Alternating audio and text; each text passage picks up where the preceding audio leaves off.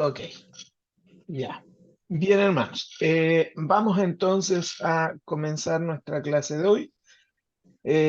Recuerden, estamos en este tiempo de ir buscando un poquito entender de mejor manera una forma o algún tipo de ayuda, ya sea básicamente metodológica, de cómo poder estudiar nuestra Biblia. Yo creo que una de las cosas que la mayoría de nosotros hacemos eh, tiene que ver con esto de estudiar la Biblia, tal vez algunos de una manera más profunda, otros tal vez no tanto, pero yo entiendo que la mayoría de nosotros tenemos algún grado de interés de poder ir conociendo y saber cómo conocer mejor la Biblia en ese sentido. Entonces, en este curso hemos estado tratando de entender eh, cómo acercarnos a la Biblia. Vamos a terminar con las 3 últimas clases o 4 últimas clases revisando algunos de los métodos de estudio bíblico, pero en esta primera sección introductoria estamos viendo lo que se necesita o por lo menos hay que tener para cualquier tipo de estudio que se haga, sea un estudio personal, sea un estudio grupal, sea un estudio para compartir, para predicar, o sea, cualquier tipo de estudio requiere tener algunas ideas centrales de las cuales hemos estado hablando durante este tiempo. Entonces, esa es la idea de esta primera parte, tratar de encontrar algunos conceptos, algunos tipos de ideas generales que nos puede plantear el estudio bíblico, algunos principios de interpretación hemos estado revisando, de modo que cuando vayamos al texto podamos tener al menos algunas ideas de cómo enfrentarnos al texto, ¿ya? Y no que lleguemos al texto sin tener algunas observaciones sobre eso. Por lo visto, parece que a la mayoría le quedó gustando las vacaciones porque no recibí ninguna tarea a tiempo. A tiempo significa hasta el día viernes. Recuerden eso. Hasta el día viernes. Eso significa a tiempo. Y por lo visto, parece que estuvieron de vacaciones otra vez porque no hubo tareas recepcionadas hasta el día viernes. Bueno, no es obligación, siempre les digo, no es obligación hacer las tareas, pero obviamente en la medida que ustedes puedan irlas practicando también les puede ir ayudando a poner en práctica lo que estamos viendo.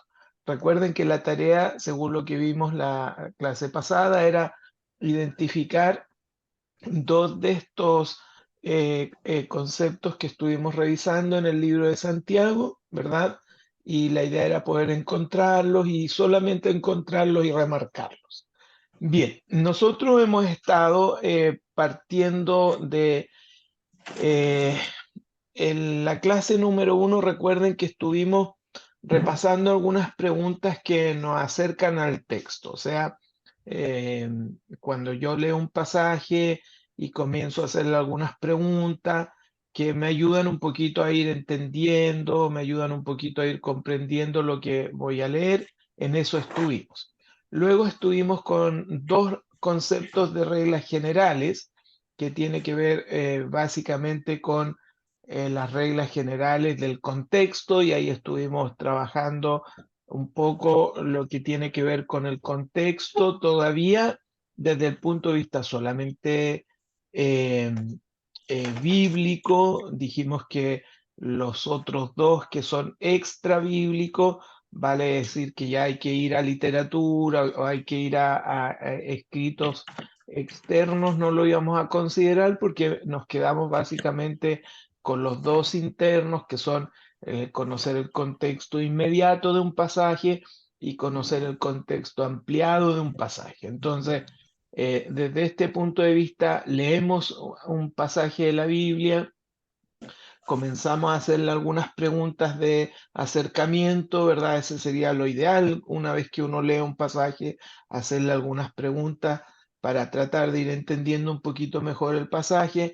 Luego, ese pasaje, según el orden, debería yo revisar su contexto inmediato, vale decir, ya saben esto de los párrafos, el contexto inmediato, básicamente, en las Biblias que hoy día tenemos básicamente tiene que ver con el tema de revisar el párrafo, por lo menos revisar el párrafo donde se encuentra el pasaje, y recordarán ustedes que los párrafos están asignados por títulos, por lo tanto es muy fácil saber dónde comienza un párrafo y dónde termina ese párrafo, que vendría a ser revisar el contexto eh, inmediato. Y luego está la gran tarea en el caso de ya querer entender de mejor manera lo que está hablando el autor en el libro propiamente tal, entonces ahí nos agrandamos un poquito más y ya salimos al contexto del libro, al contexto más amplio, que vendría a ser tratar de leer el libro completo. Y ahí estuvimos haciendo un ejercicio de leer el libro de Santiago sin ninguna división, sino que leerlo de una sola tirada.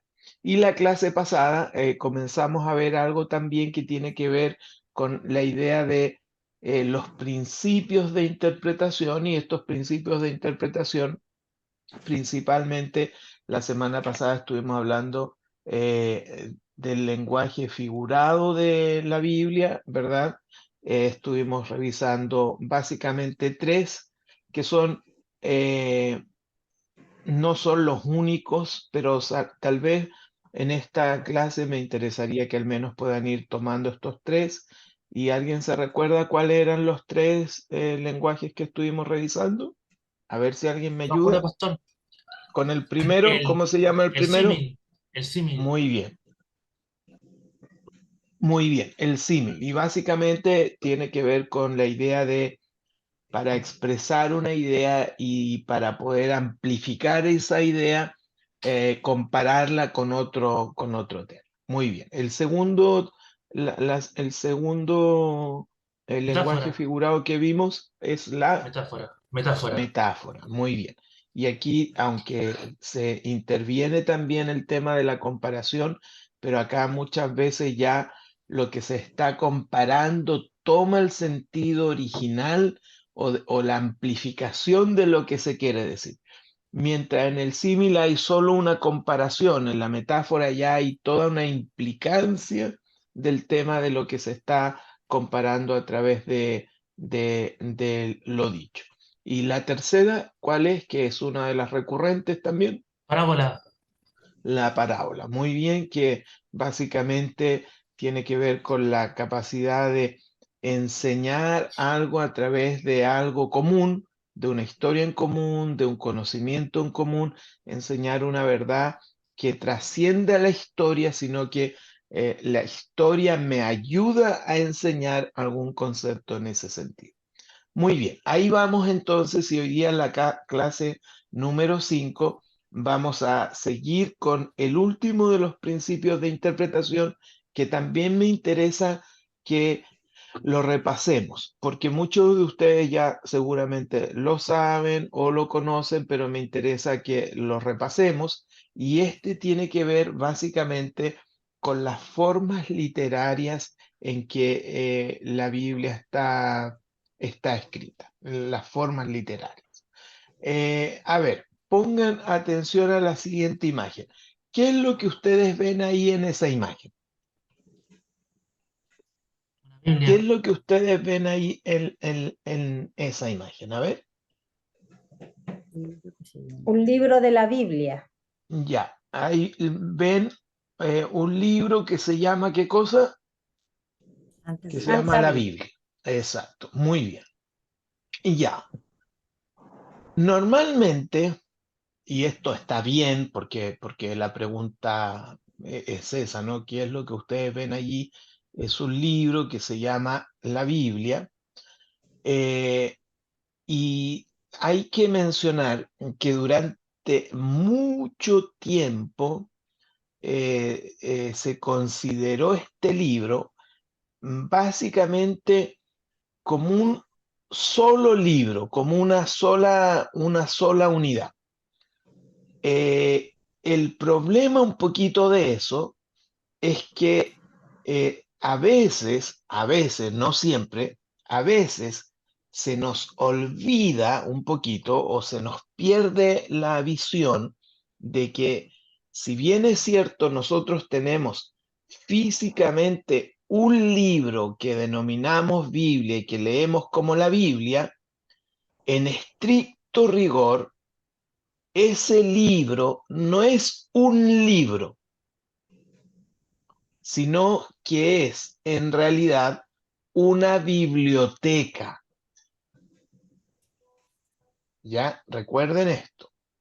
Yo sé que en la presentación y en la observación, cuando nosotros vamos a la Biblia, la vemos como un todo, como un libro, ¿verdad? Decimos, aquí yo tengo mi Biblia y la vemos como un libro, como un único libro, como un solo tomo, por decir así, ¿verdad? Pero en estricto rigor, nunca debemos olvidarnos que en realidad esto que estamos viendo en esta imagen ahora, en realidad es el librero, por decirlo así, el librero que contiene este número, este grupo de libros. O sea, esta imagen es muy importante para lo que vamos a ver en la clase de hoy. Sé que es complejo, sé que es difícil porque siempre vemos el libro como una unidad, como un solo libro, pero ustedes saben, porque esto no es nuevo, pero ustedes saben, pero se nos olvida, que la Biblia en realidad, el libro grande, en realidad es un librero y que contiene en su interior distintos libros. Imagínense, por favor, una biblioteca. Imagínense una biblioteca. Si ha visitado alguna vez una biblioteca, usted se puede dar cuenta que hay una tremenda cantidad de libros en una biblioteca y para que nosotros podamos no andar tan perdidos, una persona se encarga de ordenar los libros en esa biblioteca. Si usted necesita saber algo de matemáticas, entonces dentro de la biblioteca hay un sector donde solamente usted va a encontrar libros de matemáticas. Si usted necesita saber algo de medicina, en esa biblioteca va a haber un lugar donde dentro de toda esa biblioteca va a haber un sector donde van a haber puros libros de medicina. Por favor, necesito que este ejercicio lo hagamos. Cada vez que usted vea su Biblia, cada vez que usted vea su Biblia, porque nuestro objeto de estudio es la Biblia, cada vez que usted vea su Biblia, recuerde que solo está viendo el librero. Recuerde que está viendo el librero, porque ese librero contiene una cantidad establecida de libros. A propósito, pregunta de escuela dominical. Esta es pregunta de escuela dominical. A ver, según lo que sabemos en la Biblia cristiana en la que nosotros ocupamos, ¿cuántos libros hay en el Antiguo Testamento? ¿Quién dijo yo? 66. 66. En 66. en el Antiguo Testamento, Ah, no. En Antigua tienen 39, pastor. 39. muy buenas tardes, hermana Migdalia, gusto de saludarla. Gracias. Efectivamente, dentro de este contenedor sabemos que hay al menos dos contenedores grandes, donde está el antiguo, que tiene ¿cuántos libros dijimos? 39. 39, muy bien, 39 libros. ¿Y cuántos tiene el Nuevo Testamento? ¿Quién se acuerda? 27. Muy bien, hermana Migdalia. Muy bien. Fue a la escuela, a la escuelita dominical. Eso está bien. No, usted lo dijo, pastor, usted lo dijo en una... Ah, en ya, está examen. bien. Bueno, miren, fíjense por favor. Entonces, en ese sentido, la Biblia, entonces, lo que nosotros conocemos como Biblia, haga este ejercicio. Lo que nosotros conocemos como Biblia, en realidad es un librero que contiene 66 libros. ¿Escuchó bien? 66 libros. El solo hecho de saber entonces y recordar, porque solo estamos recordando, el solo hecho de recordar entonces que este libro único que nosotros vemos contiene 66 libros, entonces automáticamente a mí debe hacerme llevar entonces a la siguiente pregunta. ¿Los 66 libros que contiene la Biblia son todos iguales? Y ese es el punto. Eso es lo que de alguna manera se encarga de revisar lo que se conoce como el género o la forma literaria de los libros de la Biblia. Porque le adelanto la respuesta. Estos 66 libros que contiene la Biblia no son todos iguales, tienen particularidades. Todas estas particularidades nosotros ya las tenemos de alguna manera hechas, ¿no? Nosotros no vamos a inventar la rueda ni nada de eso, pero lo que a mí me interesa en esta clase es que seamos conscientes de que la Biblia efectivamente tiene 66 libros y que estos 66 libros no son iguales. Por lo tanto, lo que yo no puedo hacer es leer de manera uniforme todos los libros de la Biblia de la misma manera, porque yo estaría haciendo entonces o pensando que los 66 libros que tiene la Biblia están escritos todos de la misma manera. Entonces, repasemos. Cuando nosotros vemos la Biblia o cuando nos enfrentamos a la Biblia, que nosotros siempre decimos, ya, vamos a estudiar la Biblia y la tenemos como idea general, como un solo libro, debemos recordar siempre, y es bueno recordar, que ese concepto de una única Biblia o un único libro no es así, sino que este libro, este contenedor que tenemos, contiene 66 libros, 66 libros. Según el orden que tenemos básicamente ya establecido, ustedes saben que tenemos dos bloques grandes, ¿verdad? El Antiguo y el Nuevo Testamento. En el Antiguo Testamento tenemos 5 que pertenecen a lo que se conocen como la ley. Luego tenemos los libros históricos. Luego tenemos libros que básicamente se consideran en el ámbito de la poesía. Luego tenemos profetas mayores, profetas menores. Eso es más o menos, a grosso modo, en el ordenamiento del Antiguo Testamento. En el Nuevo Testamento tenemos el concepto de los evangelios, tenemos el desarrollo de la iglesia, que ahí básicamente está puesto acá el libro de Hechos, tenemos cartas, tenemos más cartas, tenemos más cartas. Estas cartas se dividen en cartas pastorales, en cartas a la iglesia, pero acá a forma general tenemos cartas y luego tenemos un libro llamado profecía o de profecía en ese sentido.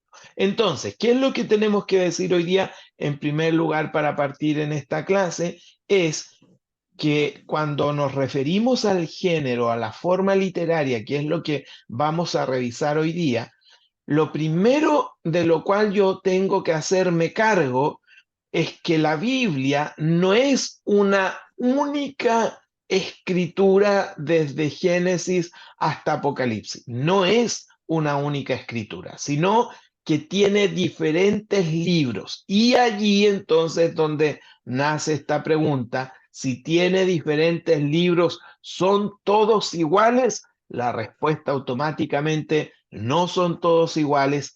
¿Qué los caracteriza? Y en ese sentido es lo que hoy día vamos a trabajar entonces sobre el tema de las formas literarias de la Biblia. Y eso es lo que vamos a tratar de revisar un poquito. ¿Qué vamos a entender por los géneros o las formas literarias? ¿Cómo vamos a definir un poquito este concepto de los géneros y las formas literarias? Y esto es importante porque cuando hablamos de las formas o géneros literarias, vamos a referirnos básicamente a las distintas formas de expresar los hechos o las ideas que suele corresponder a diferentes necesidades de la vida de cada grupo humano.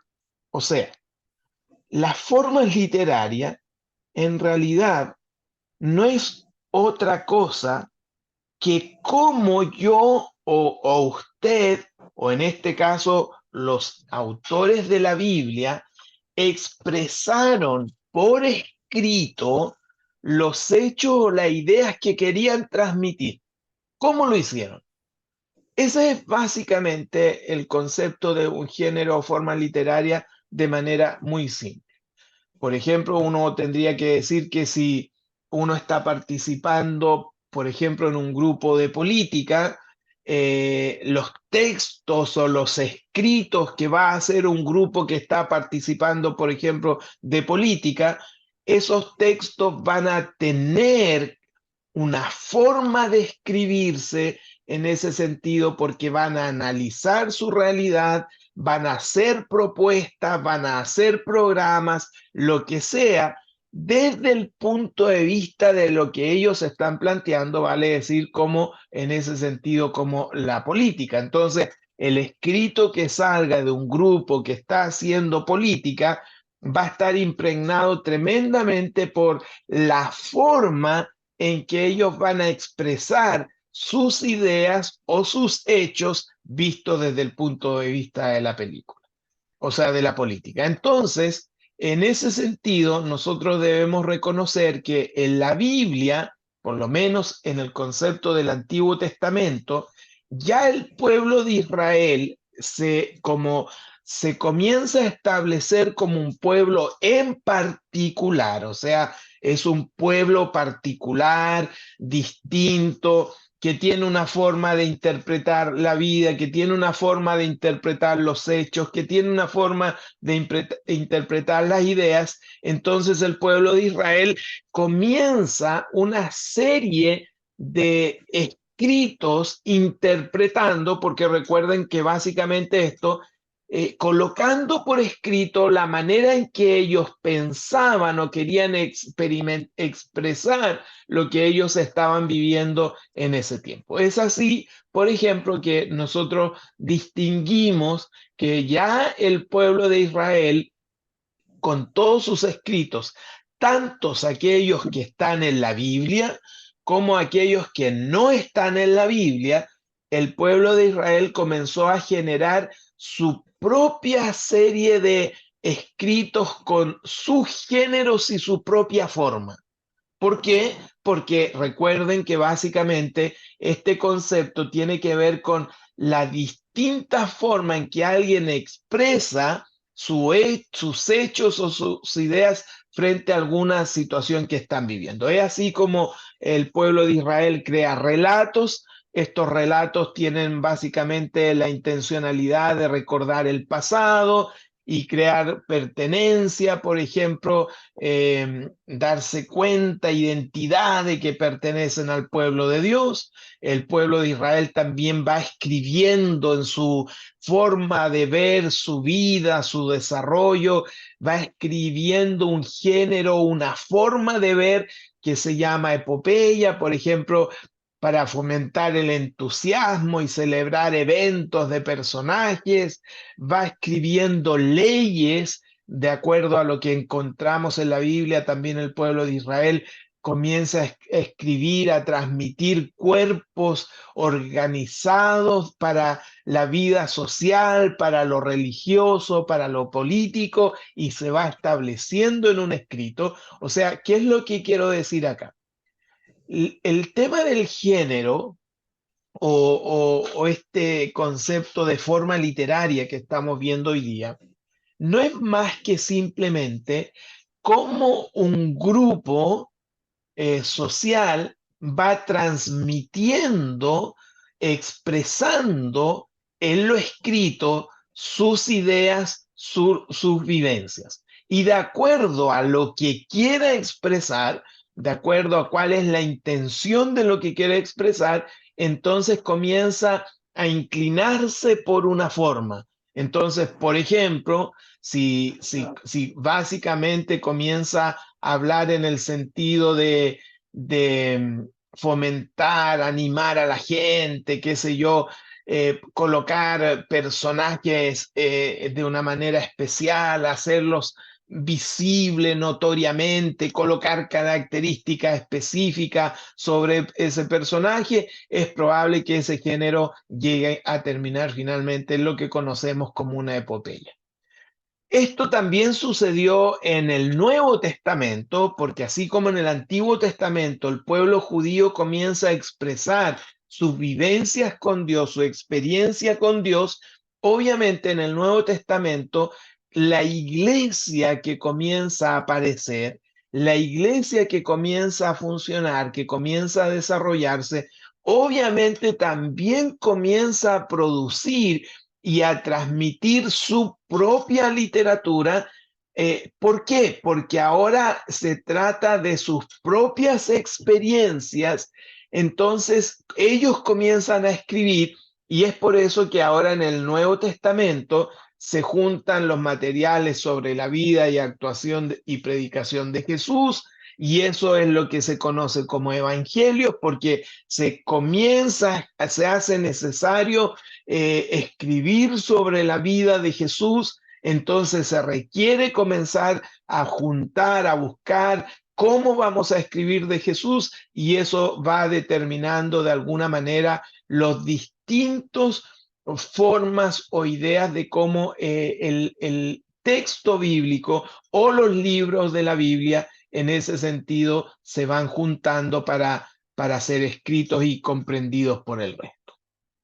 A través de la historia se han cometido algunos errores por desconocer muchas veces las peculiaridades que tienen los textos bíblicos, los distintos textos bíblicos de acuerdo a cómo están escritos.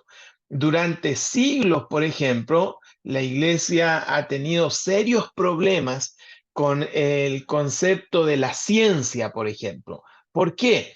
Porque hay de repente escritos que tomamos, me voy a referir, por ejemplo, al libro de Génesis. Tomamos el libro de Génesis y lo leemos como que Génesis fuera información científica.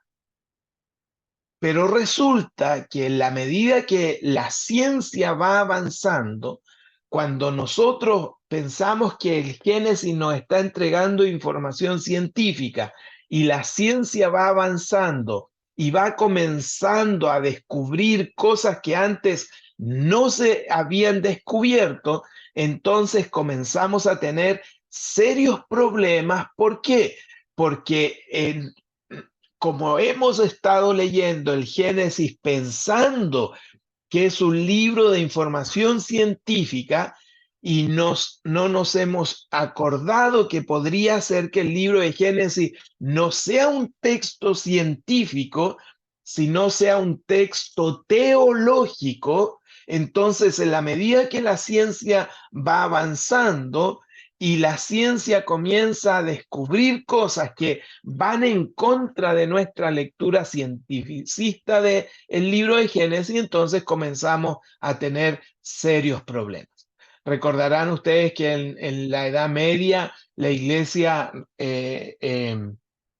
preponderante en ese tiempo aún pensaba que todo giraba en torno a la tierra, ¿no? Y esa era la creencia, ellos pensaban que así era, según el conocimiento, según algunas ideas de algunos teólogos, de algunos estudiosos cristianos, qué sé yo, hasta que aparece un señor Copérnico que comienza a hablar una locura. ¿Cuál era la locura de Copérnico? Parece que el sistema no gira en torno a la Tierra. Parece que la Tierra gira en torno al Sol. Ustedes saben lo que le costó a Copérnico, ¿no? Le costó básicamente la excomulgación de la Iglesia, la expulsión de la Iglesia, la persecución por parte de la Iglesia, hasta que años más tarde, muchos años más tarde, la Iglesia tuvo que aceptar finalmente de que lo que este hombre estaba diciendo finalmente era realmente cierto. ¿Por qué? Porque el error que se podría estar cometiendo es estar leyendo Génesis como un texto científico, cuando en realidad, para el tema de este estudio, voy a decir que se trata de un tema, de un texto teológico. ¿Qué es un género literario? ¿Cómo entonces vamos a entender nosotros qué es un género literario? Lo voy a explicar un poquito de esta manera. Básicamente, el género literario es como un molde. No sé, me imagino que todos conocerán un molde de pan, de molde de los cuadrados, de los rectangulares, o conocerán un molde de queque, ¿verdad?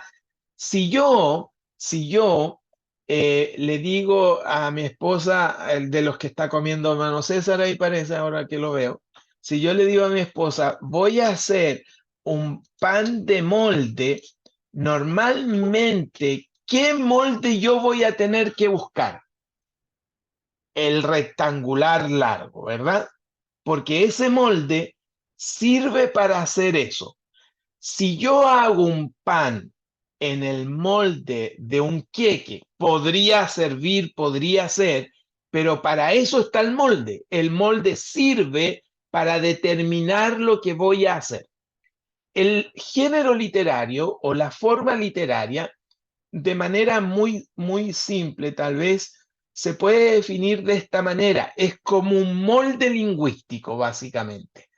En otras palabras, también se puede explicar este concepto del género literario, es como la música. Fíjense, por favor, la música está compuesta por una estructura. Tiene compás, tiene ritmo, acompañamiento, etc.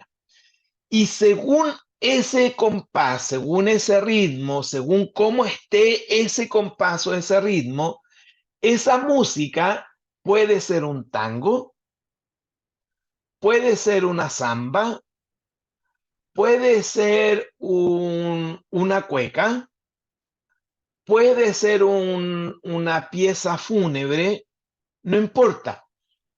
Sigue siendo música, pero ¿qué determina si es un tango, si es una cueca?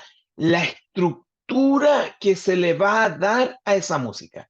Entonces, en ese sentido, una obra literaria, un escrito, como tenemos los 66 libros en la Biblia, son todos escritos, sí, son todos escritos, pero según el molde lingüístico o la clave lingüística de ese escrito, entonces nos ayuda a entender bajo si es un pan de molde, si es un queque, si es un tango, si es una cueca, según ese molde, ese escrito toma un significado. Es cierto, si usted me pregunta, pero ¿son todos escritos? Todos son escritos.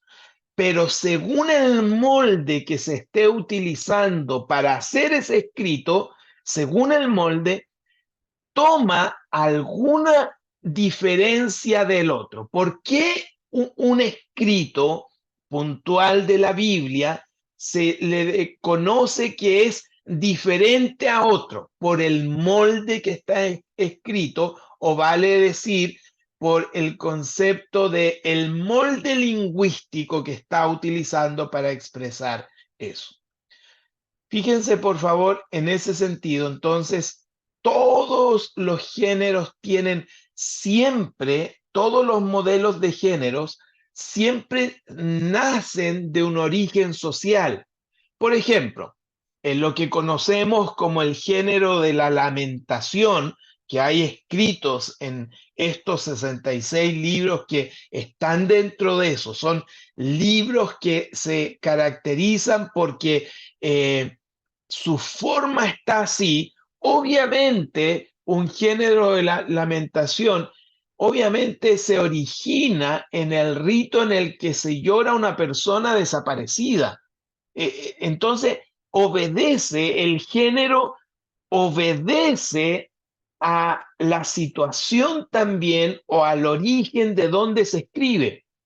Obviamente, lo que yo les decía al principio, si vamos a enfrentarnos a un género literario, a una forma literaria de leyes, obviamente eso tiene que haber nacido de un tema de tribunales o qué sé yo. O sea, ¿por qué es muy importante entender las formas o los géneros literarios? Alguien podría decir, pero pastor, ¿para qué me sirve saber la forma o la idea de un género literario de uno de los libros de la Biblia? ¿Por qué? Básicamente, ¿por qué? Porque recuerden que las formas o los géneros literarios nacen de un aspecto social. No es que el autor está sentado en una parte X y dice, voy a escribir en clave o en modelo lingüístico tal. No, sino que él está viviendo esa situación y en ese contexto, en esa situación que él está experimentando, nace su escrito, por lo tanto, su escrito, su molde lingüístico que va a utilizar se debe en ese sentido a lo que él está experimentando. Por ejemplo, miren, ustedes seguramente por ahí ven las noticias, ¿verdad? Ven las noticias, me imagino. No sé si todos, pero algunos verán las noticias. ¿Por qué yo me doy cuenta que estoy viendo las noticias? ¿Por qué yo me doy cuenta que estoy viendo las noticias? Porque las noticias tienen un molde. Tienen un molde. Ese molde se ha acuñado, por decir así, al molde noticias. ¿Por qué cuando yo estoy viendo en un molde noticias, estoy viendo las noticias? Ya imagínese, usted está viendo las noticias. ¿Por qué en esas noticias alguien no viene a cantar? ¿Por qué en esas noticias no hay una competencia de canto? Porque el molde no solo me indica lo que hay que hacer, también me indica lo que en ese molde no se puede hacer. Entonces, y esto es muy importante, porque cuando hablamos de que la Biblia tiene 66 libros y que estos 66 libros nacen de situaciones sociales, de experiencias concretas de los autores, de los escritores, automáticamente yo debo entender que esos escritores, esos autores, por lo tanto, tienen un molde lingüístico distinto al otro. ¿Por qué? Porque es lo que están experimentando o lo que están viviendo. Sin embargo, en ese sentido, es muy importante entender que entonces los libros de la Biblia obedecen a estos distintos moldes lingüísticos desde la perspectiva de los autores. Vamos a ver entonces, por ejemplo, los grandes géneros literarios del Antiguo Testamento. Por favor, siempre hago una aclaración que tal vez me olvidé hacerla al principio. Recuerden que no, en esta clase no podemos entrar a ver el detalle de todo este tema. Por ejemplo, ahora en los grandes géneros literarios del Antiguo Testamento, yo tomé los 5 más grandes. Pero, por ejemplo, dentro de cada uno de estos hay subgéneros y subgéneros y esto es interminable. Pero, por lo menos, yo necesito saber que el Antiguo Testamento tiene 5 grandes géneros literarios o formas literarias con las cuales fue escrito. Llámese el histórico, el jurídico, que allí tiene que ver con todos los libros que solamente hablan de la ley, porque son libros que nacen desde ese punto, lo profético, lo sapiencial, los cánticos y las oraciones. Entonces, estos son moldes, no son únicos, pero son como los moldes principales, por decir así, de los cuales el Antiguo Testamento fue escrito. Lo que vamos a hacer hoy día, producto del poco tiempo que tenemos en nuestra clase, es que vamos a ver los principales moldes del Antiguo Testamento, los principales moldes del Nuevo Testamento, y luego vamos a ver vamos a profundizar en uno solo de ellos. En el caso del Antiguo Testamento, vamos a echarle una miradita para tratar de entender un poco mejor el género profético, ¿vale? Es decir, cómo el molde profético que se ocupó para escribir varios libros del Antiguo Testamento más o menos funciona. Recuerden esto, por favor, dentro de los géneros, estos 5 géneros principales que ustedes ven allí, hay una cantidad de subgéneros de cada uno de ellos, pero hoy día vamos a tratar de revisar un poquito el género profético en las partes fundamentales. Por ejemplo, el profeta de Israel, recuerden esto, por favor. La diferencia principal del sacerdote con el profeta, recordarán ustedes que radica principalmente en que mientras el sacerdote habla del pueblo hacia Dios, el profeta lo hace de manera inversa. El profeta habla por Dios al pueblo. Esa es una clave muy importante que debemos considerar. El profeta de Israel, recuerden que tenía la misión principal de hablar de parte de Dios. Y el profeta tenía que interpretar los acontecimientos, traer luz al pueblo de las cosas que estaban sucediendo a su alrededor, como expresión de lo que Dios estaba hablando en ese sentido al profeta, y que el profeta lograba entender de parte de Dios frente a lo que estaba sucediendo, y el profeta posteriormente tenía que hablarle al pueblo sobre eso. Es una idea interesante que cuando hablamos del género profético, entendemos una palabra muy importante que se acuña en el género profético, tiene que ver con la idea de que siempre el profeta va a utilizar la palabra en hebreo Yahvé o Jehová, siempre va a utilizar este concepto, porque lo que el profeta tiene que dejar claro es que lo que él está hablando proviene ¿de quién? De Yahvé. Entonces, dentro del molde profético, aunque parece de perogrullo, siempre el molde profético va a considerar de que aquel que está hablando tiene que colocar en lo que va a dar a conocer alguna idea de que esto viene de Yahvé. Para eso, entonces, es que utiliza distintas formas posibles de lenguaje, y comienza de alguna manera a convencer a través de la palabra, y utilizando géneros, formas literarias, tiene que hablar transmitir, convencer al pueblo o a la propia comunidad a la cual le va a hablar, entonces comienza a utilizar esto que se llama como formas literarias o formas de hacer entender al pueblo lo que Yahvé estaba diciendo.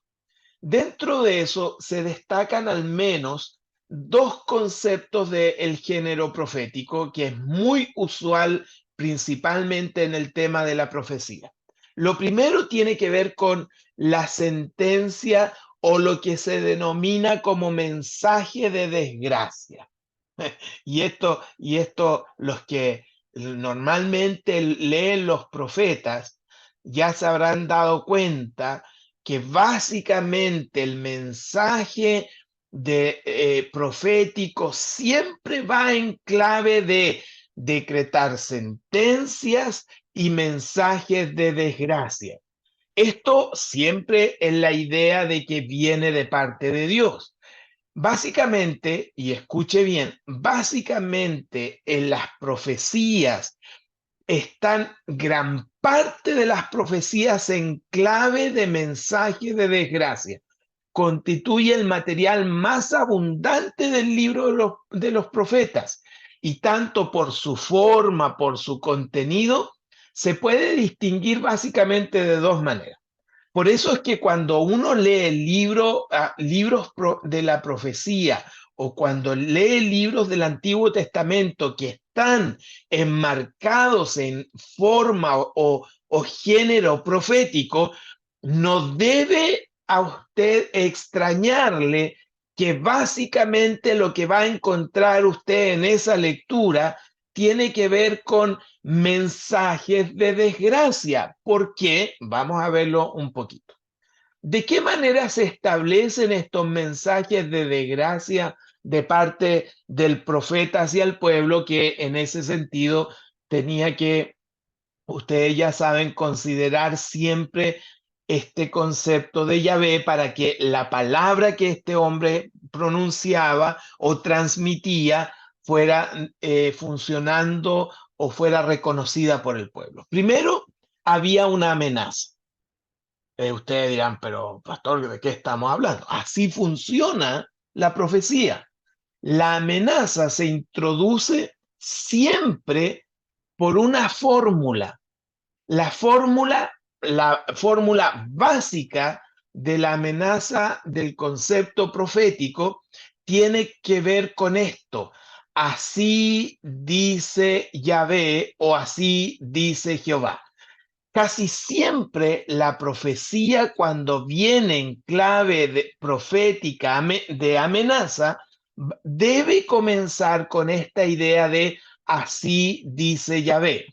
U otras como aquel día, también se utiliza este concepto como de aquel día.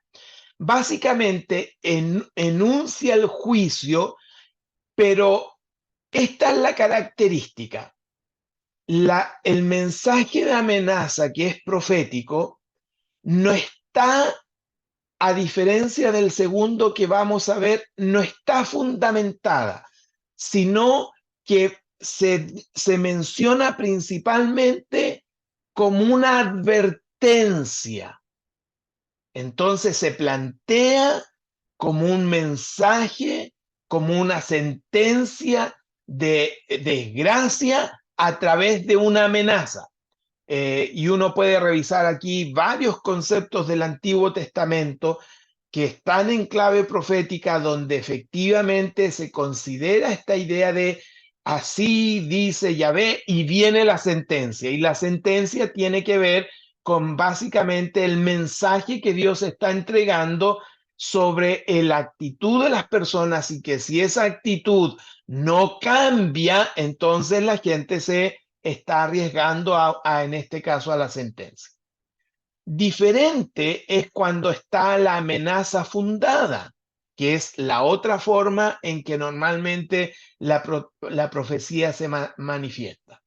La amenaza fundada está caracterizada básicamente porque la amenaza de castigo siempre va acompañada por la motivación de la misma, o sea, por la acusación. Vale decir, en la anterior, en donde se manifiesta la amenaza a solas, no necesariamente hay una acusación de la falta, sino que es, lo voy a decir así, por favor pónganlo entre comillas, por si acaso.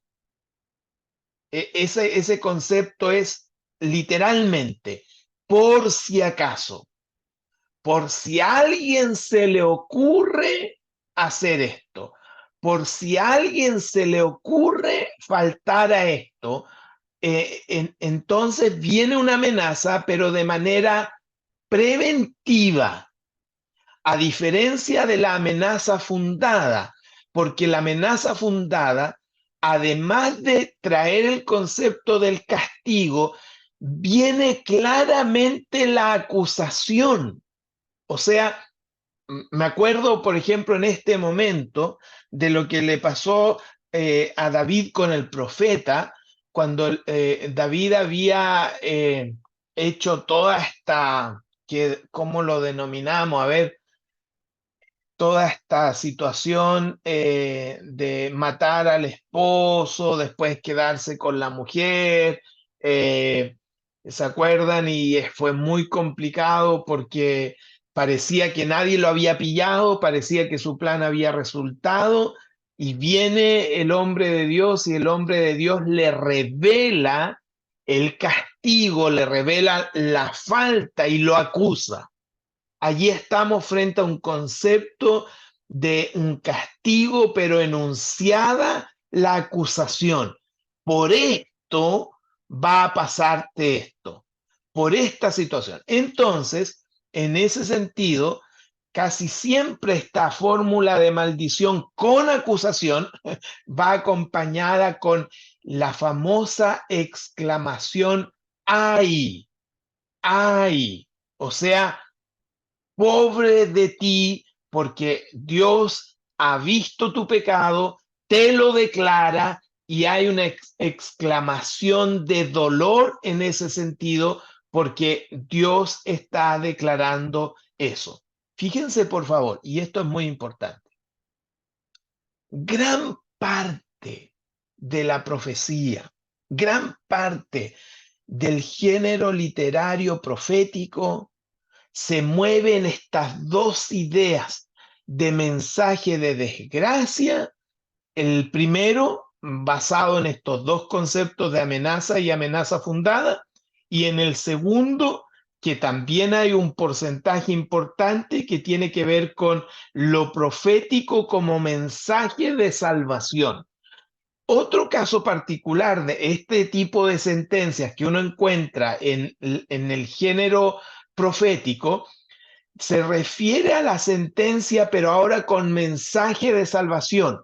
Este tiene la misma introducción que el de maldición, vale decir, así dice Yahvé o así dice Jehová, pero especialmente en palabras se comienza a establecer lo siguiente, que a diferencia del otro que se estaba decretando juicio o castigo, a diferencia de ese, ahora lo que está decretando es la salvación.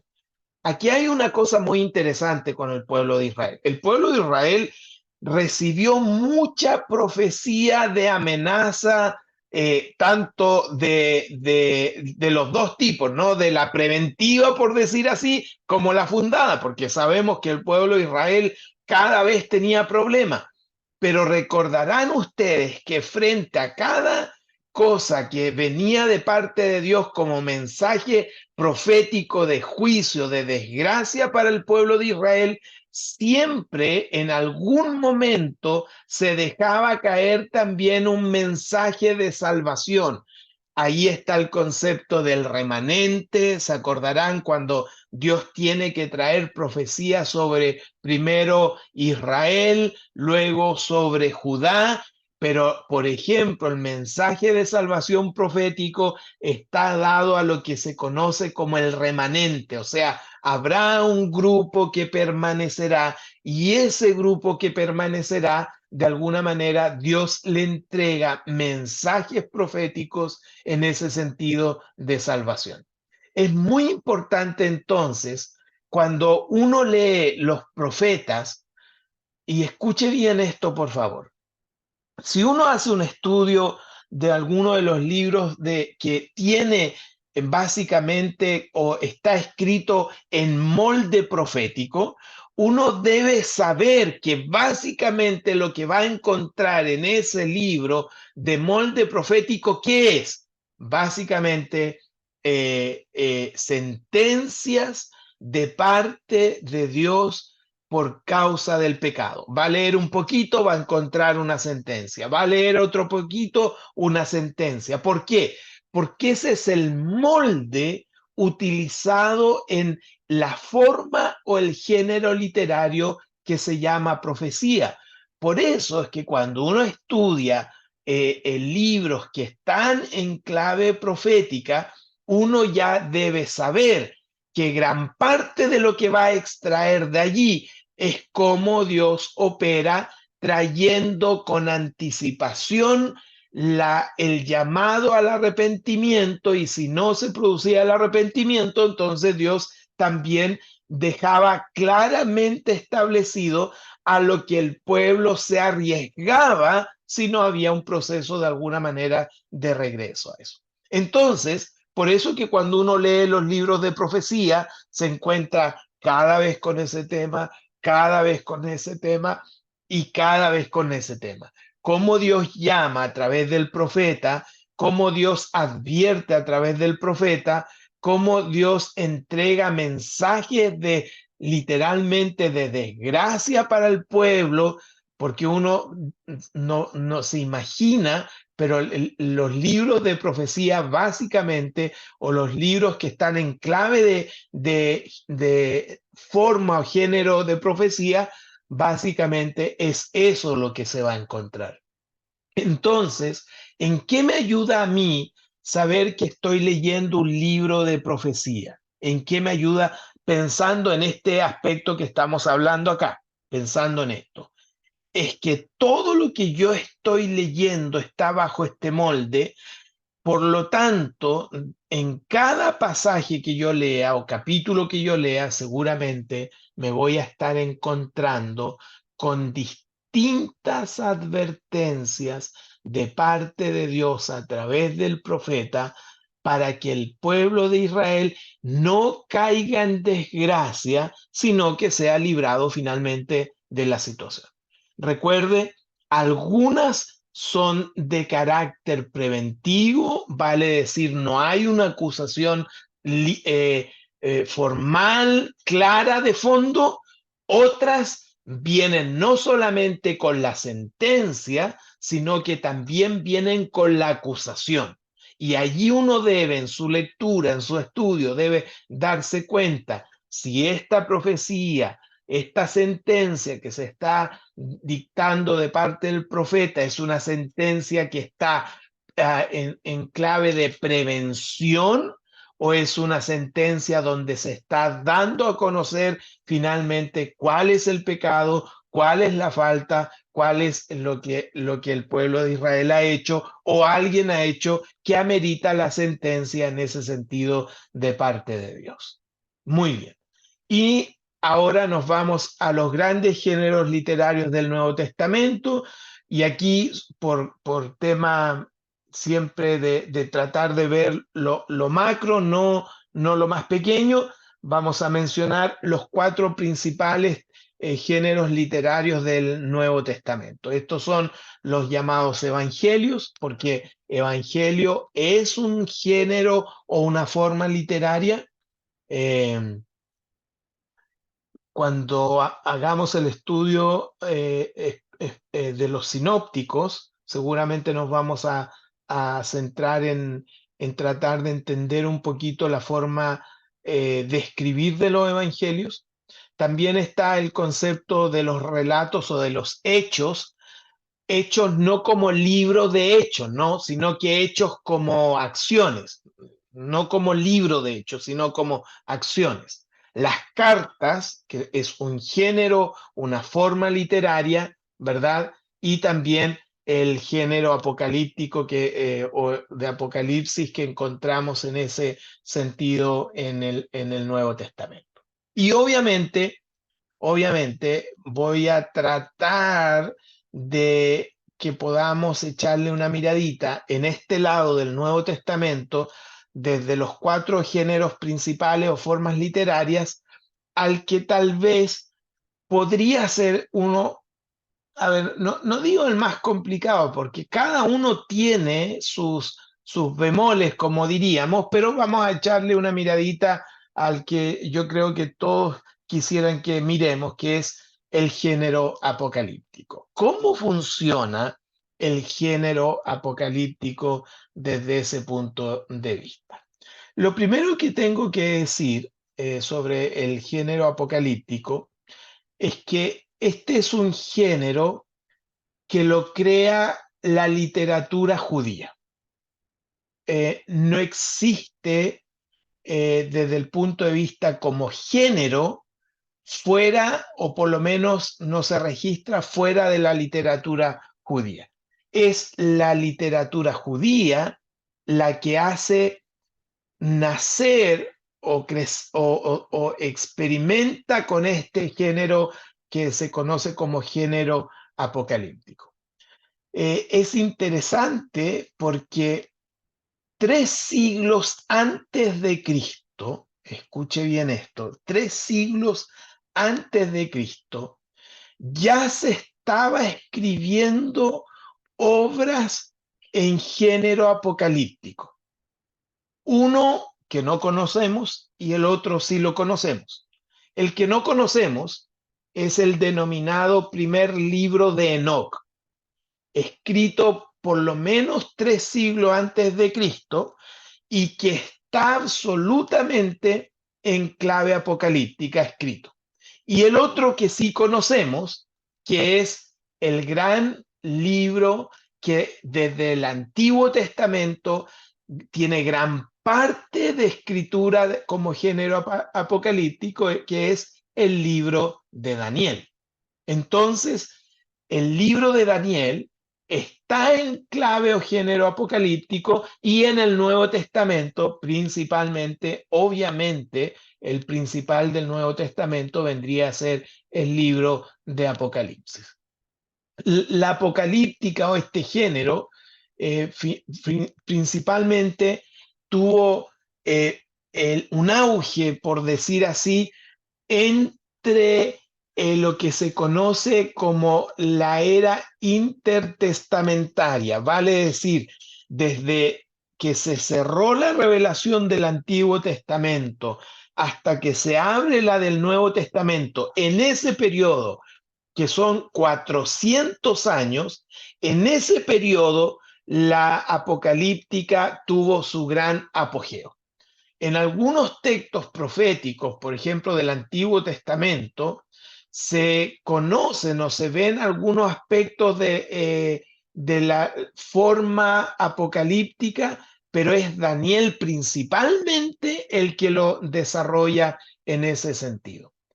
Para poder comprender lo más posible o lo mejor posible el género apocalíptico, tenemos que tener en cuenta que este género es una determinada comprensión de la historia. Por favor, al principio decíamos algo que debe quedar remarcado. Los géneros literarios no nacen por obra y gracia solo del autor, sino que obedecen a algo que el autor está experimentando, llámese tiempo histórico, llámese situación o qué sé yo. Y el género apocalíptico no escapa de esa regla. O sea, el género apocalíptico hay que tener en cuenta que nace como expresión de una determinada comprensión del autor de lo que está viviendo en su tiempo histórico.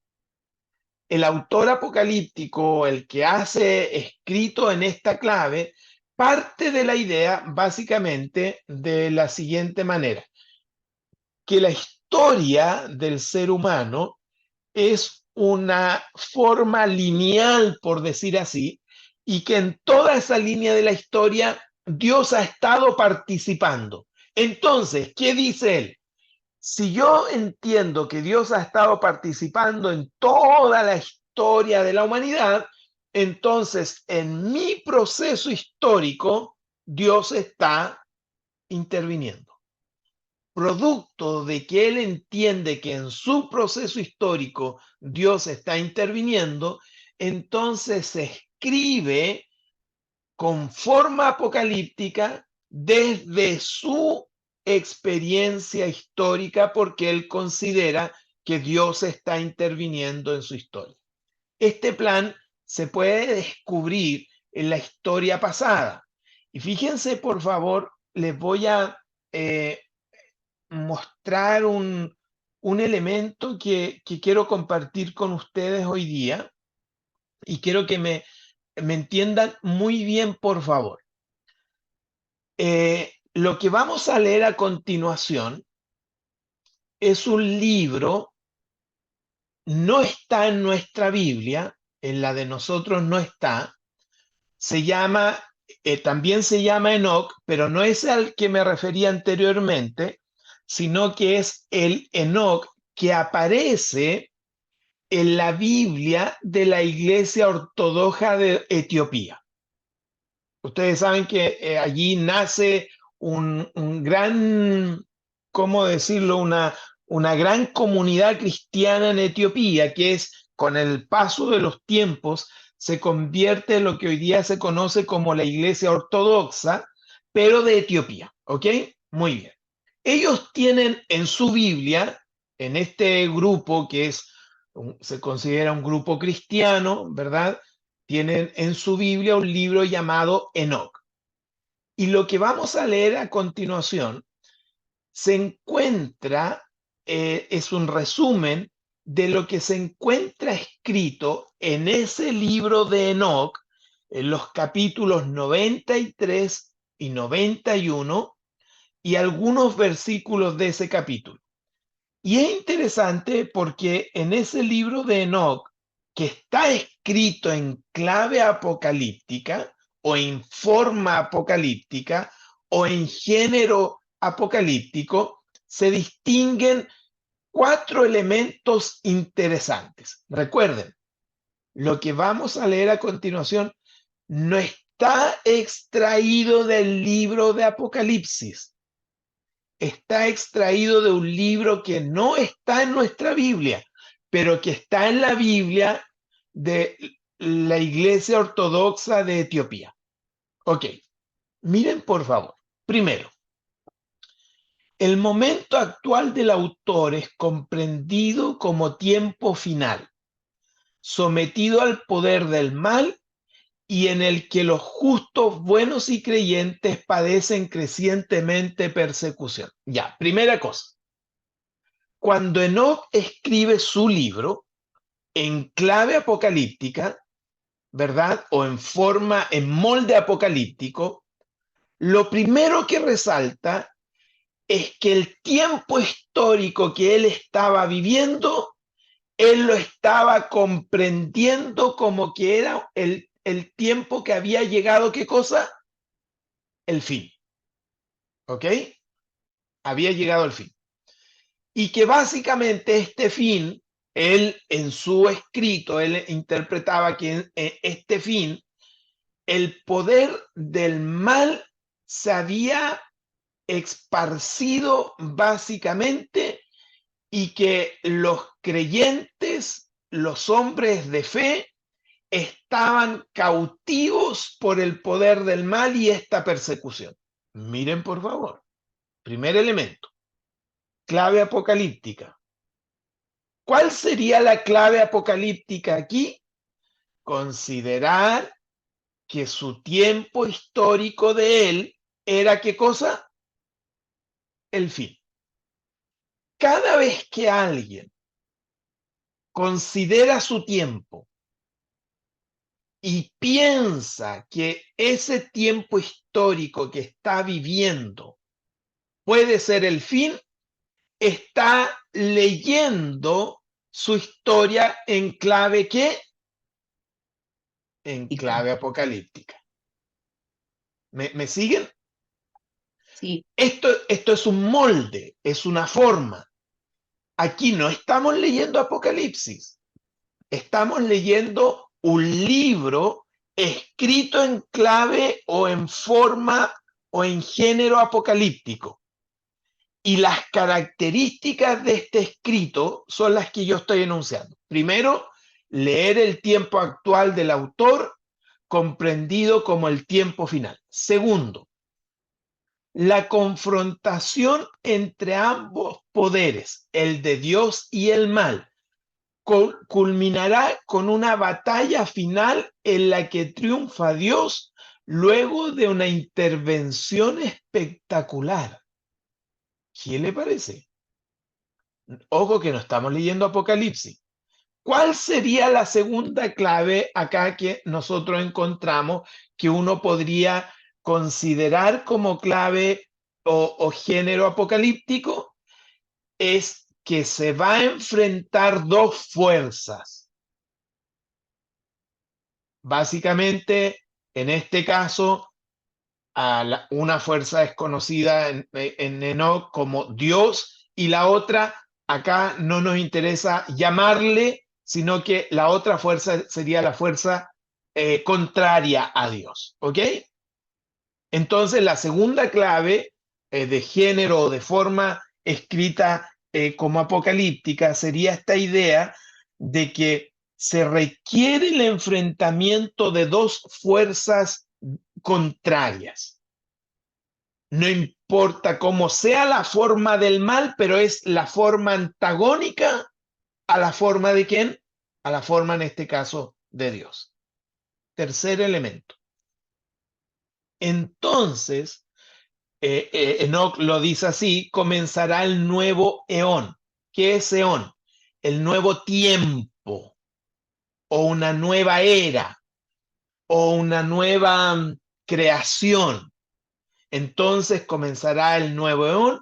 Este tiempo de salvación retribuirá con creces a los fieles perseguidos. O sea, fíjense por favor, el primer punto era que lo que se estaba viviendo era final básicamente por el sufrimiento que estaban experimentando los justos, los buenos, y por causa de la creciente persecución. El tercer elemento es que va a llegar la creación de un tiempo, de algo nuevo, donde la característica de ese tiempo es que todos aquellos que sufrieron por causa de lo que estaba pasando en su tiempo, recibirán en ese sentido la retribución de parte de Dios. Entonces, la tercera clave acá que encontramos es la creación de algo nuevo.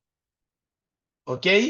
Y que esta creación de algo nuevo será la forma de premiar, de bendecir a aquellos que fueron fieles. ¿Ok? Vamos al cuarto elemento. Ojo que no estamos leyendo Apocalipsis, estamos leyendo un libro escrito en clave apocalíptica y que no lo tenemos en nuestra Biblia. Cuarto elemento. La meta de los reveladores consiste en afianzar la fe, la paciencia, la fidelidad y el amor del pueblo creyente, inculcando el pronto fin del tiempo de la era presente con todas sus angustias. ¿Cuál era el objetivo principal de la forma apocalíptica? ¿Qué era lo que busca la forma apocalíptica? Básicamente, según este cuarto punto, tiene que ver con la idea de que dar a conocer que todo lo que se estaba sufriendo en todo este tiempo histórico lleno de maldad y que se consideraba como fin, pronto iba a llegar ese tiempo, ese eón, ese tiempo iba a llegar a su fin, y se iba a inaugurar un tiempo nuevo, de modo que todos aquellos que estaban sufriendo esta situación puedan ser afianzados, animados en su fe, en la paciencia, en la fidelidad y el amor. O sea, en otras palabras, la literatura o el molde, porque recuerden el ejercicio que estamos haciendo ahora. Estamos leyendo un libro con molde apocalíptico, pero que no es de los que nosotros consideramos inspirados. Porque la literatura, indistintamente si haya sido inspirada o no, si guardaba la estructura del molde apocalíptico, esa literatura se consideraba como un género apocalíptico. No está en discusión en este momento si esa literatura era inspirada o no era inspirada, porque aquí le estoy colocando un ejemplo claro del uso del molde. ¿Por qué? Porque si ustedes se dan cuenta, los 4 puntos del molde con la cual está escrito el libro de Enoc, un libro que para la iglesia cristiana a la cual nosotros pertenecemos no está en el rango de los libros inspirados, pero si usted se da cuenta, el molde que utiliza, si usted ha leído el libro de Apocalipsis, básicamente es el mismo molde que usa nuestro libro de Apocalipsis. Entonces, ¿qué quiero decir con esto? ¿Qué quiero plantear con esto? Los apocalípticos o los libros escritos, en este caso yo me quiero obviamente referir a aquellos que están como motivo de estudio en nuestras Biblias, vale decir, Apocalipsis en primera instancia y Daniel en segunda instancia, tienen una forma que lo vemos inclusive en otra literatura que no es inspirada, pero que obedece a esta forma. Entonces, los libros de género o forma apocalíptica lo que buscan es transmitir un mensaje de fortalecimiento mediante llamados, mediante aseveraciones y expresiones de confianza, donde finalmente lo que va a resolver todo el problema finalmente es la intervención de Dios.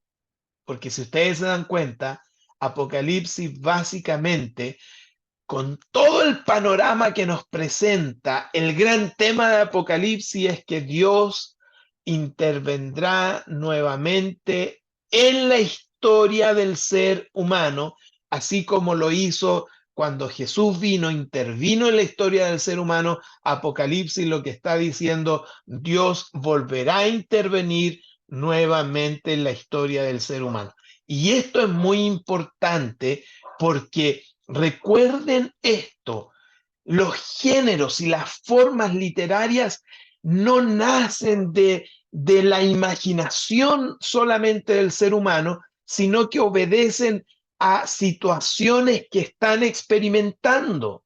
Entonces, por eso que el género apocalíptico dice que este Dios va a intervenir en la historia, en el caso del escritor que está escribiendo género o forma apocalíptica, él lo que está diciendo es, este Dios va a intervenir en mi historia, ¿verdad? Ese es el concepto, va a intervenir en mi historia, y el género apocalíptico resuelve finalmente el gran problema del ser humano, la gran dificultad del ser humano, con una sentencia que es sumamente importante, que finalmente Dios intervendrá en la historia del ser humano. Para aquellos que han estado sufriendo, para aquellos que han estado en persecución, para aquellos que han estado en situaciones difíciles por causa de su fe, su esperanza en Dios, Entonces será el comienzo de un nuevo eón, de una nueva vida, de un cielo nuevo, diría Apocalipsis, de una tierra nueva, diría Apocalipsis. Entonces eso es un poco lo que quiero compartir. Todo finalmente se transmite de una manera que pueda llamar la atención a quienes luego de alguna manera tienen que entender o escuchar esto.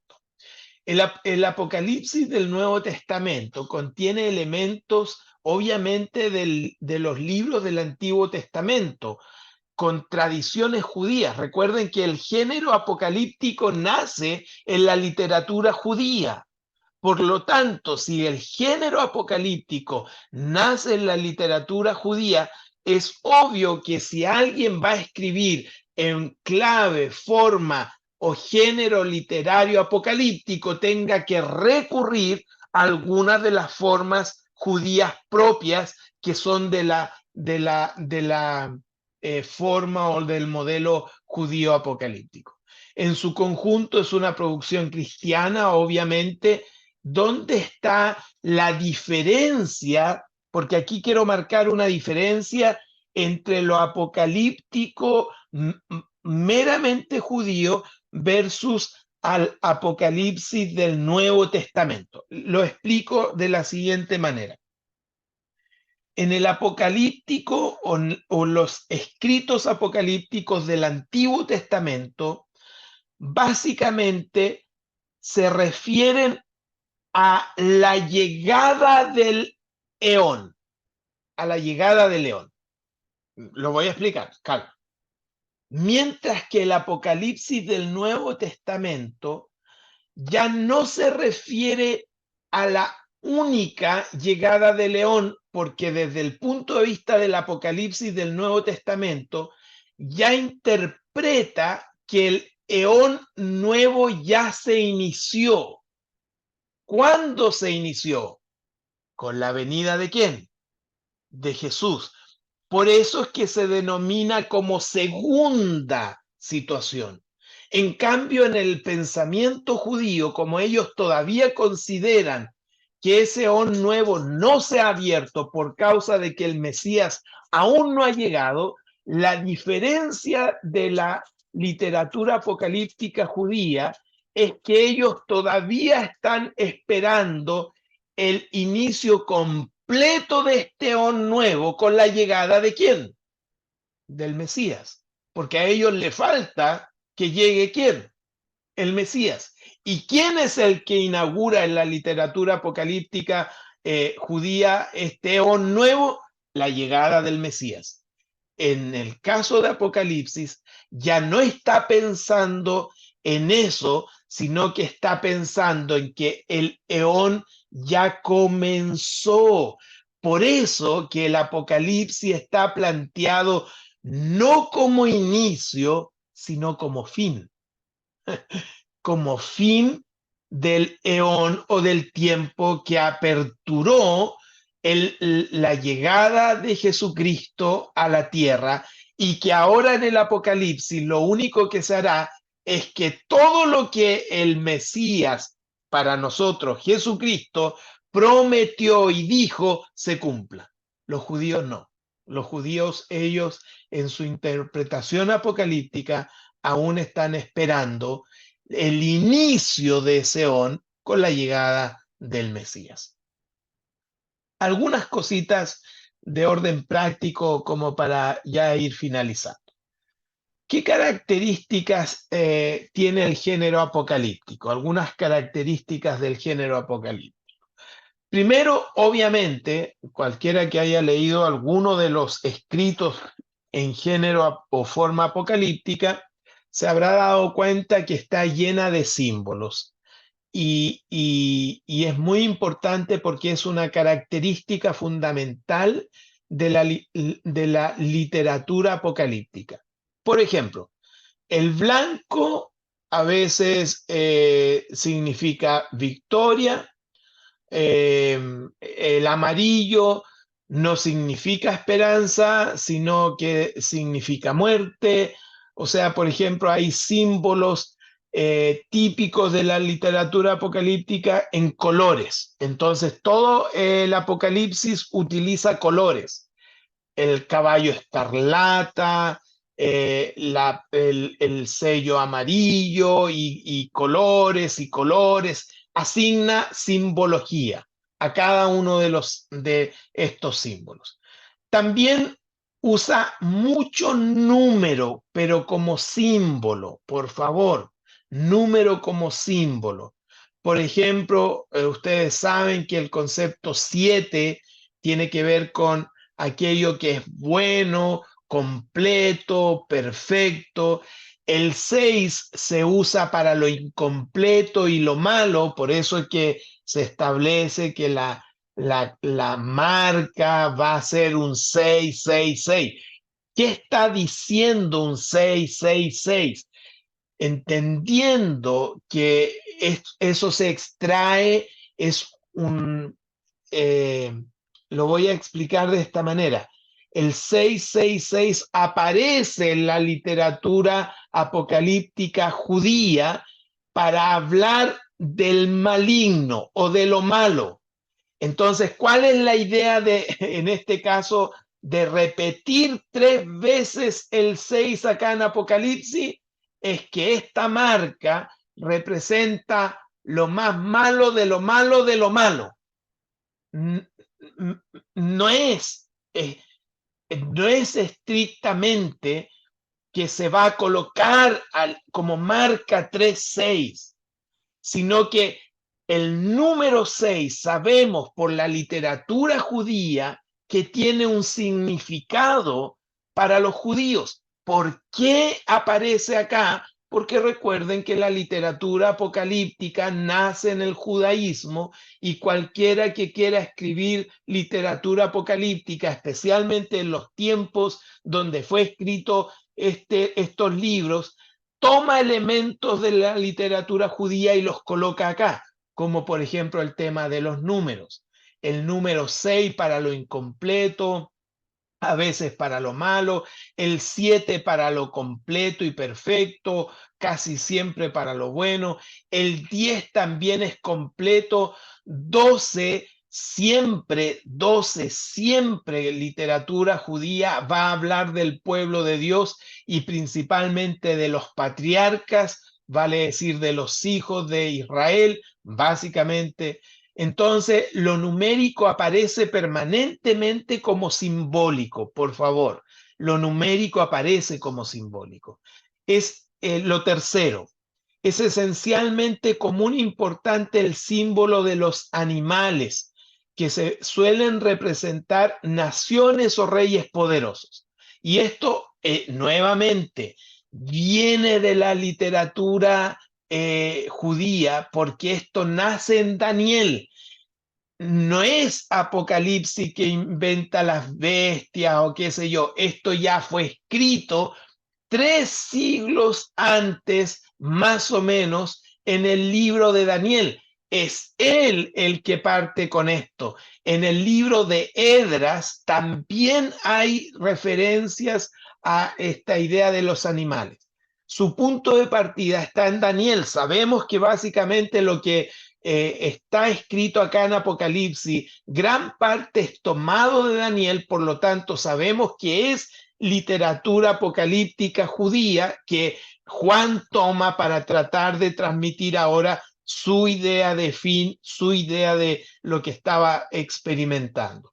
Estos animales luchan, oprimen y desaparecen del escenario. Son representaciones que dan un gran dramatismo, algo parecido a las caricaturas políticas de hoy, con la idea es poder colocar un énfasis importante y que la gente de alguna manera que iba a ser los lectores, primero iban a relacionar con la apocalíptica judía, pero también de alguna manera se podía mantener ese concepto en ellos. Cuarto, la literatura apocalíptica a menudo se dedica también a los fenómenos cósmicos. Muy comúnmente los juicios divinos se describen como catástrofes naturales y cósmicas, de modo que cuando Juan incorporó este simbolismo en su libro, eso era un símbolo ya conocido por sus lectores, porque nuevamente todo esto también aparece en la literatura apocalíptica hebrea o judía. En vez de una revelación totalmente nueva, era una relectura de alguna manera de lo que Juan estaba haciendo, de lo que ya se había escrito. ¿Dónde está el punto de inflexión de lo que Juan hace? Lo que yo les decía delante. Mientras la literatura judía apocalíptica todavía pensaba en cómo, cuándo se inauguraría este nuevo tiempo a través de la venida del Mesías, Apocalipsis de Juan coloca el punto maravilloso de declarar, de establecer que esto ya se había cumplido, a diferencia de los judíos. Y por último, generalmente se atribuye a la literatura apocalíptica un dualismo. ¿Qué significa esto? Aunque es importante aclarar que este concepto de dualismo, básicamente, de manera simple, es siempre la confrontación entre el bien y el mal. En ese sentido, debemos decir que es lo mismo que leíamos en el Apocalipsis de Enoc, donde finalmente había una confrontación entre Dios y las fuerzas del mal. Siempre, como literatura apocalíptica, se va a encontrar esta idea de lucha entre este concepto del bien y el concepto del mal. En ese sentido, la lucha entre los poderes que se producen acá, poderes obviamente celestiales del bien y el mal, no existe un campo neutral. O estamos con Dios, porque esa es la literatura apocalíptica, o se está con Dios o se está con el diablo en este caso. No hay términos medios. O eres de Dios o eres del diablo, y esa es una característica muy importante en ese sentido. ¿Cómo vamos a leer los géneros apocalípticos? Y con esto termino. ¿Cómo leer los géneros apocalípticos? Primero, es importante tomar en cuenta que los escritos apocalípticos son literatura de la imaginación. Por favor, escuche la explicación. No apelan en primer término a el raciocinio lógico, sino a la capacidad de la imaginación del lector. Por eso tenemos que acercarnos a ellos dispuestos a ser capaces de imaginar juntos con el autor todo el mundo simbólico que nos está presentando. Números que vienen en clave de símbolo, colores que vienen en clave de símbolos, animales que vienen en clave de símbolos, elementos celestiales que vienen en clave de símbolo. Cada uno de esos elementos que el autor está utilizando no los está utilizando para describir cómo es un leopardo, para que entendamos cómo es un leopardo, sino que está utilizando la figura del leopardo para transmitir algo en ese sentido.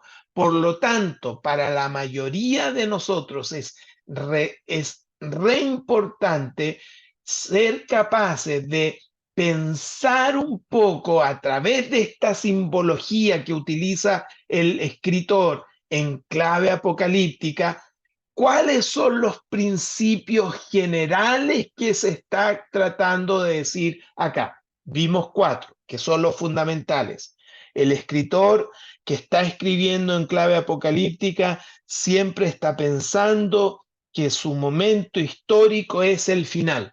Siempre está pensando eso, llegó el final.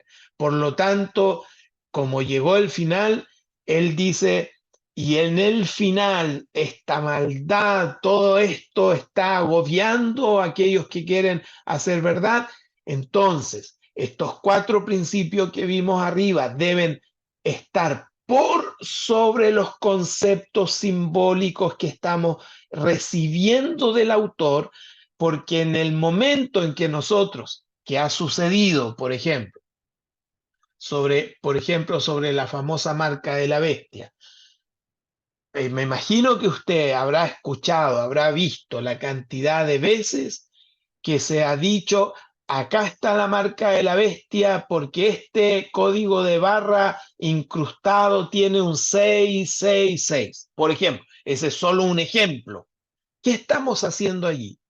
Estamos pensando que el símbolo es el importante y nos estamos olvidando que el símbolo es la forma en que el escritor en clave apocalíptica está tratando de entregar un mensaje. Por eso que es muy importante cuando leemos literatura apocalíptica entender que eso que se está escribiendo, gran parte de lo que se está escribiendo está utilizando el concepto de los símbolos. Y gran parte de esos símbolos tenía que ver con la literatura judía que para su tiempo los lectores que estaban leyendo esa carta lo entendían.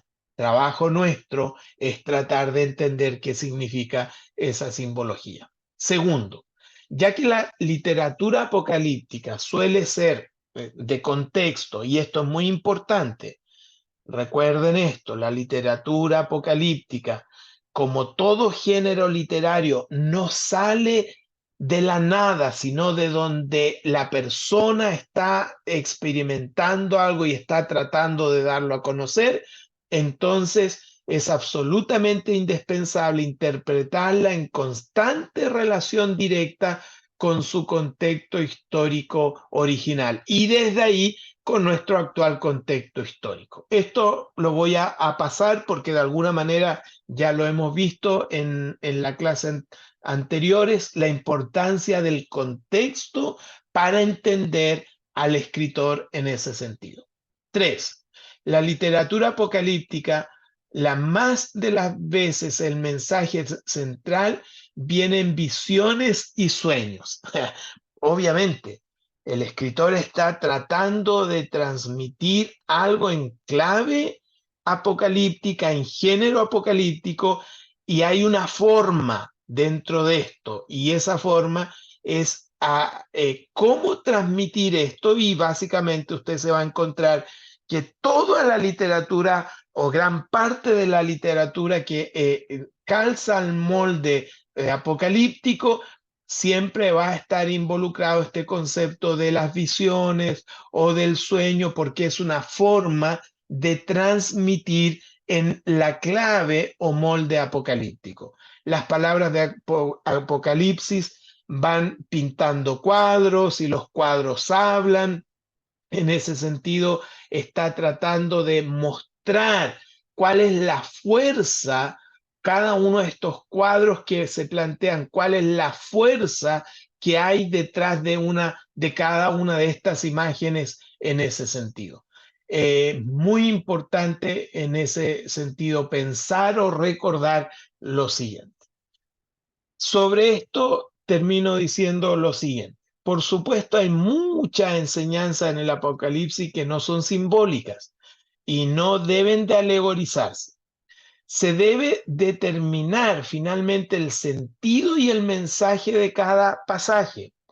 Cuando es algo simbólico, yo debo saber que básicamente animales, números, colores y algunas otras figuras más son símbolos. Ahí no hay mucho que perderse.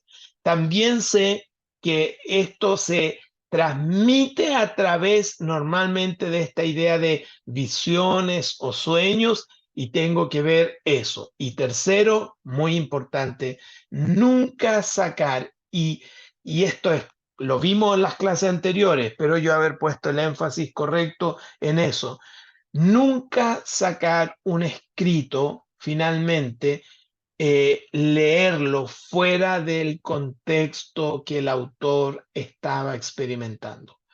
Porque cuando saco ese escrito fuera de ese contexto y me pierdo y no sé bien qué estaba viviendo el autor, por qué estaba viviendo, hace cuánto lo estaba viviendo y todo eso que me ayuda a entender de por qué Porque recuerden esto, por favor, recuerden esto. Todos los escritores del Antiguo y del Nuevo Testamento fueron inspirados por Dios, pero Dios no les dictó lo que tenían que escribir. Si bien es cierto, Dios les ayudó a escribir, les inspira, les sopla, Dios no hizo dictado con ellos, sino que desde su experiencia, desde su vivencia, desde su realidad, desde lo que estaban viviendo, ellos comenzaban a transmitir, en el caso de lo que estamos viendo hoy día, ellos comenzaban a transmitir la idea principal de alguna manera de lo que Dios estaba transmitiéndole a ellos. Por eso que la Biblia tiene 66 libros. Por eso que dentro de estos 66 libros hay distintos libros, porque cada uno de estos libros, según su género o su forma literaria, obedecen a realidades, experiencias absolutamente distintas de sus autores. Y es por eso que desde su experiencia, recuerden que en la Biblia hay hombres que escribieron que eran campesinos, que eran reyes, que eran sabios, que eran personas doctas. Los escritos de la Biblia vienen de distintas realidades y eso es muy importante considerarlo siempre. Entonces, esto es lo que conocemos, o por lo menos mi intención en esta ocasión es de que cada vez que vamos al texto bíblico a realizar un estudio, a tratar de entender algo de este libro maravilloso que es la Biblia, nunca consideremos o pensemos que es un único libro. Esa es la idea principal. Porque si considero que es un único libro, voy a leer todo el libro como una única tema literario, como una única asignación literaria. Y allí es donde se puede producir un problemita. ¿Han escuchado lo que Jesús dijo cuando estaba hablando acerca del pecado? Cuando le dijo, si tu ojo fuera de ocasión de pecado, mejor sácatelo, es mejor que entres al cielo sin un ojo. La pregunta sería, ¿significa eso que todos nosotros deberíamos estar tuertos al menos? No. Pero si yo hago una lectura literal de ese pasaje, yo tendría que sacármelo. ¿Qué es lo que quiero decir con esto? Los lenguajes o las formas literarias de la Biblia dan orígenes, y escuche bien, dan orígenes a distintos libros dentro de este libro. Y yo, como estudiante de la Biblia, como lector de la Biblia y como hombre y mujer que quiero que la Biblia pueda bendecir mi vida, no debo ignorar eso. Debo saber al menos que cuando estoy leyendo profecía, eso está escrito de una forma. Cuando estoy leyendo los evangelios, eso está escrito de una forma. Cuando estoy leyendo las cartas, eso está escrito de una forma. Y según cómo está escrito, también implica lo que quiere decir o cómo lo quiere decir. Aquí me quedo preguntas, consultas.